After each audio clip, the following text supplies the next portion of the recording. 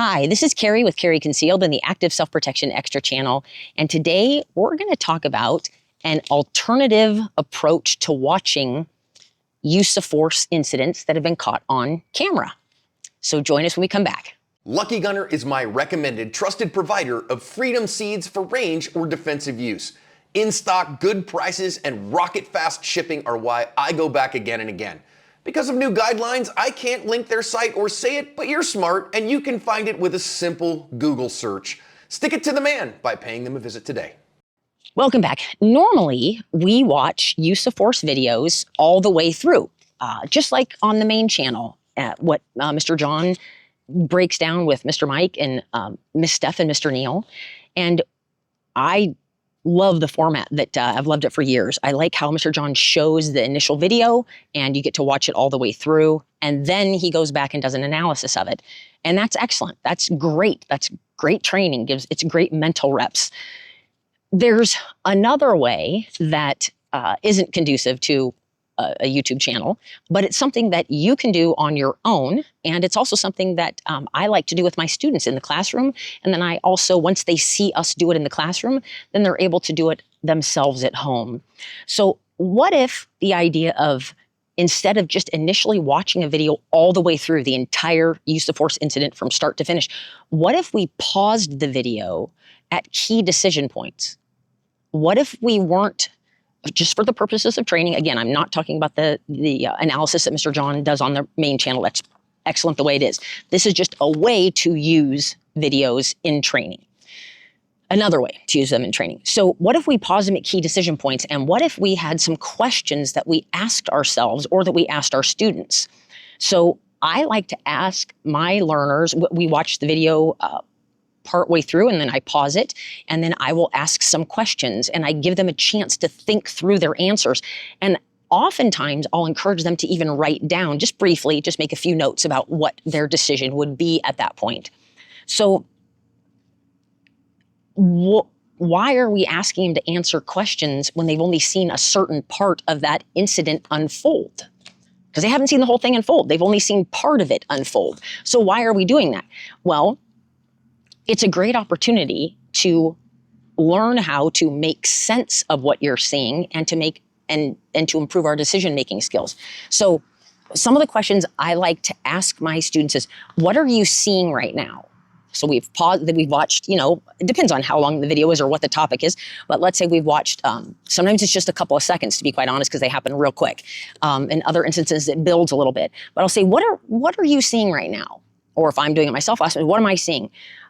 Does what I'm seeing make sense to me based on what I currently know about the situation? Again, I don't know the whole situation because I only know what I'm being shown in the video. So we don't have all the information. And that's the truth. In a use of force incident, oftentimes you don't have all the information that you want to have to be able to make the best decision. And sometimes we even ask why. Like Miss Steph says, one of the best things that we can do is just rapidly and radically accept what's happening to us and not necessarily question it. So if we think of sense-making and decision-making as muscles we need to exercise for them to get bigger or stronger, or if we think of it as skill building, then the more practice we have at making sense of things we're seeing in a use of force incident and making decisions in that, the better. So the better I have a chance to get even better at it and exercise those muscles. So what's the difference between sense making? I'm sorry, there's a whole bunch of little bugs out here that are flying around like crazy. I think one just flew at my nose. I apologize. I guess I'll find out when I blow my nose tomorrow. And I do apologize if the lake is really busy today. I film out, I know people wonder why I film outside. I film outside because my camera, I have a tiny little DJI action camera, and in the house, it's not bright enough to film in the house. So that's why I do it outside. So you're stuck with the busy lake. It looks like it's calmed down a little bit, so that's good. All right, so back to this. What is the difference between sense-making and decision-making? According to Dr. Gary Klein, and Dr. Gary Klein worked with Dr. Daniel Kahneman, and they wrote, Dr. Daniel Kahneman wrote the book Thinking Fast and Slow, and I know some of you have heard about that. So decision-making is accurate and timely decisions about a course of action or courses of action. Sense-making is reading the play. It's quickly sizing up what's going on. I like to think of it, it's definitely what quarterbacks are doing. I mean, really all members of the football team, I'm sure. I've never played football, like, flag football and stuff like that, but not like actual with pads on and stuff. So I don't even know what that's like, to be honest. But it sure seems like it. It seems like they're busy reading the plays and they're trying to read what the other people are doing. But decision making and sense making. So if we imagine ourselves in a video that we're watching, if we put ourselves in the place of that person in the video, that can give us some great experience with trying to make sense of what we're seeing. For me, I imagine myself in that video with my children with me, because rarely, if ever, do I go to town or leave the house without having at least a couple kids with me. Lately, I've been imagining myself when I've been watching use of force incidents. I've been imagining myself in the video with the current issue I have, which is a surgery on my ankle and having to be non-weight bearing for 13 weeks. Man, that changes things. It changes your options really quickly. And when you're on crutches or a scooter. So by pausing the video at key decision points, it keeps nearly everything a possibility. So for sense making and decision making and guided exploration, it gives us a chance to practice things like cue recognition. It gives us a chance to practice our focus of attention. Where is our attention being drawn to? And where is the best place for our attention to be in that specific moment, in that decision point when I've paused the video? One of the things that where we know we want our attention to be is Force Science Institute talks about the experts, excellent performers that have a high game IQ, that understand where the nastiness is coming from. They know to be watching the waist area. And they train their attentional focus to be there. Novice police officers are looking all over the place often. Often their eyes are just flitting back and forth, face, waist, feet, around in the room. So if we know where to look and where the threat might come from, that's a good thing for us to know. We can practice that if we pause the video at key places. Why do we want to look at the waist area? Well, because when offenders are armed, 78% of the time that weapon is in their front waistband or in their front pocket, including a hoodie pocket, or it's in their back waistband. So most likely that the nastiness is going to come from that area. So is my attention in that area, or is my attention being drawn somewhere else? And sometimes it needs to be drawn somewhere else, because if there are other attackers involved, or if I'm scanning for a way to get out of there, that sort of thing. So another thing that I like to ask myself when I'm watching a video is, what's important right now when I've paused it? So I just pause it, think, what's important right now? Based on what I know, what I've just seen unfold, what is important right now? And then I think to myself, okay, well, I think this is what's important. And I'll say, all right, so if that's what's important, what if whatever happens? And I think of something in my head that could likely happen. Sometimes it actually turns out to be what actually happens in the video, but I don't know that yet because I haven't seen it. But anyway, I'll say, okay, then what's important next? If that's what happens, then what's important next? So what's important now? What's important next? We can work to train our attentional control also. This gives us a chance to scan for additional aggressors and exits. We can scan for ways that we might be able to create an advantage in that scenario if we pause the video. So I'm not saying that you have to do this. I'm just saying that for me personally, it's been a super effective way for me to just get in some great mental reps. We'll talk about in just a minute what happens if we know the outcome of it and why I think pausing partway through is key. But watching videos of use of force and pausing at key decision points is so beneficial because of the mirror motor neurons we have in our brain. So whether we're watching something we're watching somebody serve a tennis ball, we're serving the tennis ball ourselves, or we're imagining serving the tennis ball, any of those three things, watching it, doing it ourselves, physically doing it, or imagining doing it, it's the same benefit. Those same neurons are activated. So why is pausing a video at key decision points, why is it so beneficial? Well, if I watch the entire use of force, I'm immediately going to be subjected to confirmation bias, hindsight bias, and counterfactual reasoning. What are those things? Well, they aren't things that help us. in evaluating a true use of force because we already know the outcome. We already know if I watch the entire thing all the way through, I'm talking about if I'm using it for training with my students or myself, if I know the outcome of the incident, then I can be biased toward thinking, well, if he'd have done this, it would have turned out better. So counterfactual reasoning is thinking it's the process of reasoning about events that do not actually occur, but could have happened under different circumstances. So an example would be, if I'd have studied harder, I would have passed the test. You don't know that for sure. You think that, but you don't know that for sure because that's not what actually happened. So we do this all the time. Whenever we're evaluating uses of force and we've seen the whole entire thing play out in front of us, we do it all the time without realizing it. We don't even realize that hindsight bias and confirmation bias and counterfactual reasoning are factoring into our analysis of what happened. So maybe you're seeing something or I'm seeing something in the video. If I watch the whole thing all the way through and without pausing at key decision points, I'm watching it all the way through. I'm seeing things in the video that maybe the defender didn't see because their attention wasn't there. Their attention was in another area. What if I've watched it 3 or 4 times or 5 or 6 times, or I've slowed it down? Did the defender have that option? They didn't have that option. They didn't have the option to watch it in slow motion. And so they're making decisions based on their perceptions in the moment as rapidly as that was unfolding. So the reason I like pausing videos, use of force videos at key decision points, is because I like to exercise my sense-making and decision-making skills. And it keeps me away from hindsight bias, confirmation bias, or counterfactual reasoning. I've found there are a couple different reasons why it seems like some of these uses of forces in people's homes when they're attacked in their own home and yet they're still criminally charged.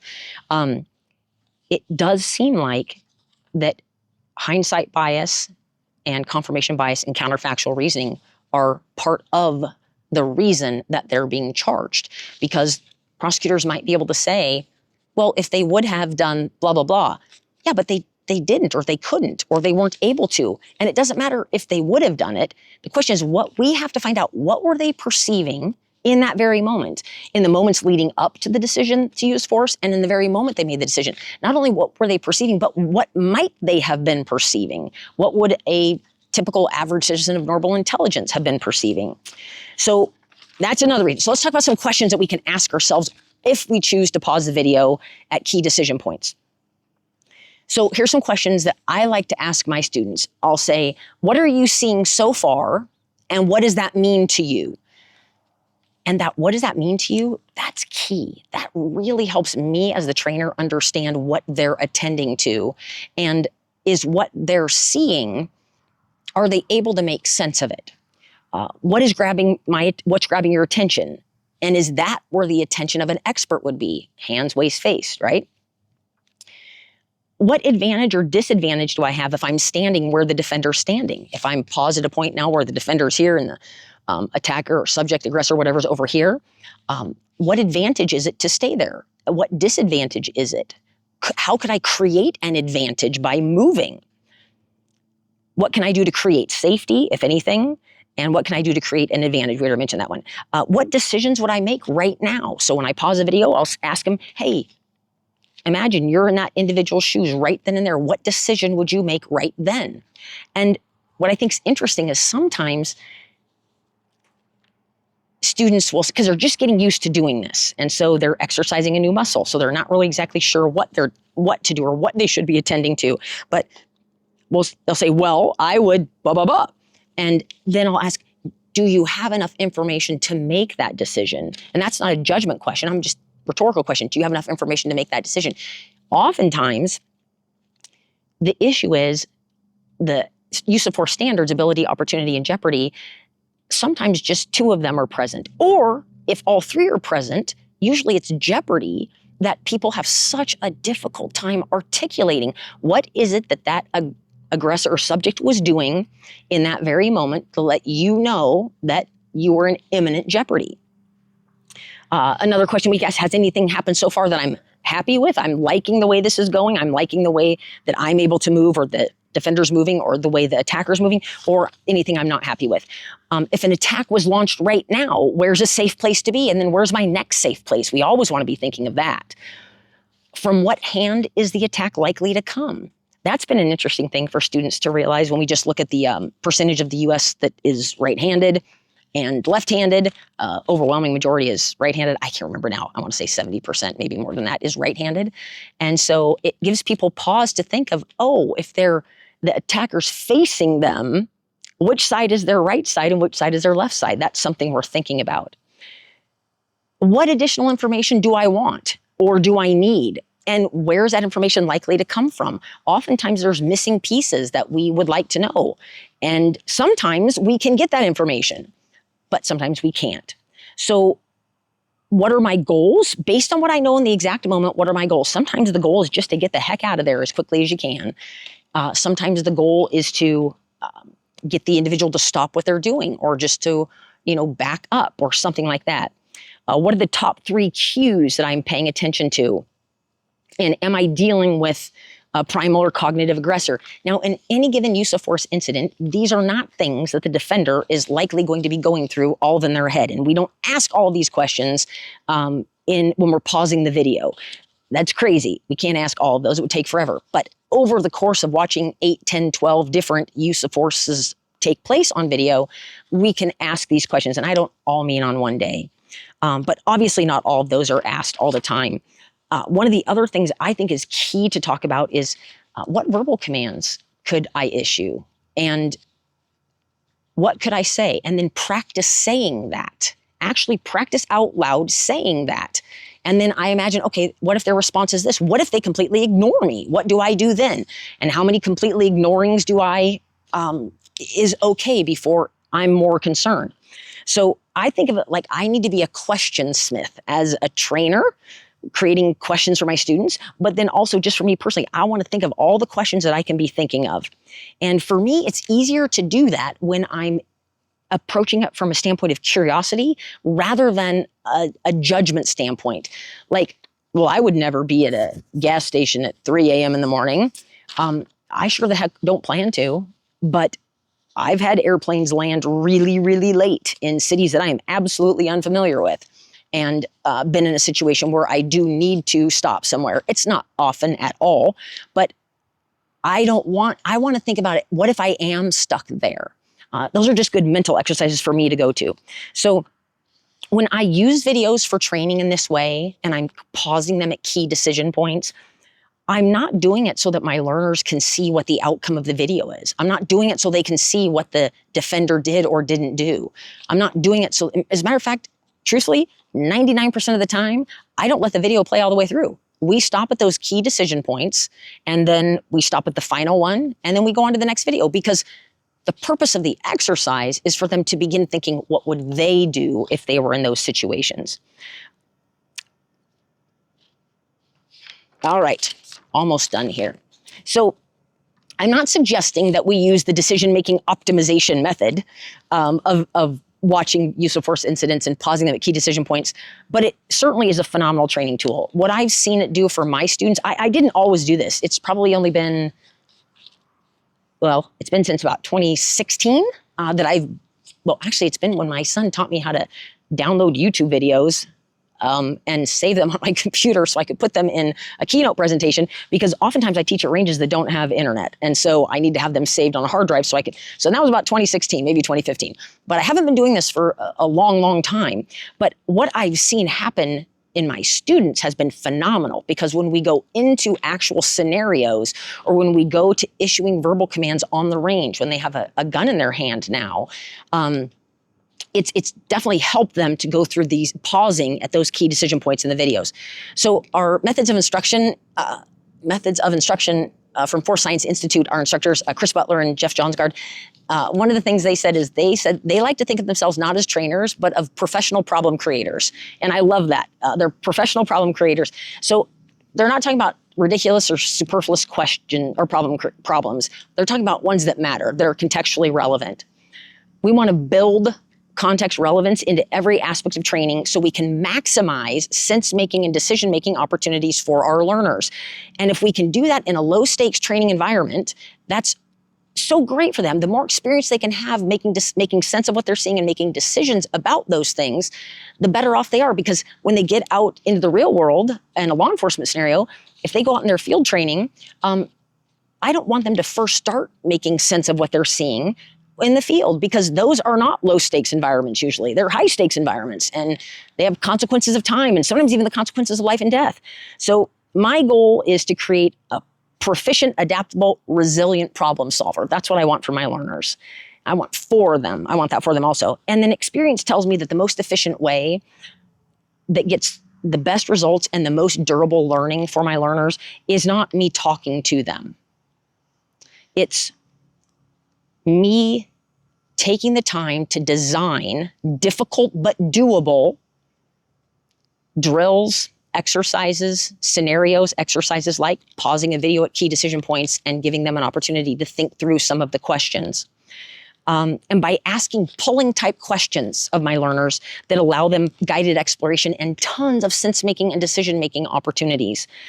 So we'll have to do a future video on the pulling type of questions that you can use after watching and pausing at key decision points or after scenario type training that help us delve into the learner's reason for the decisions that they made.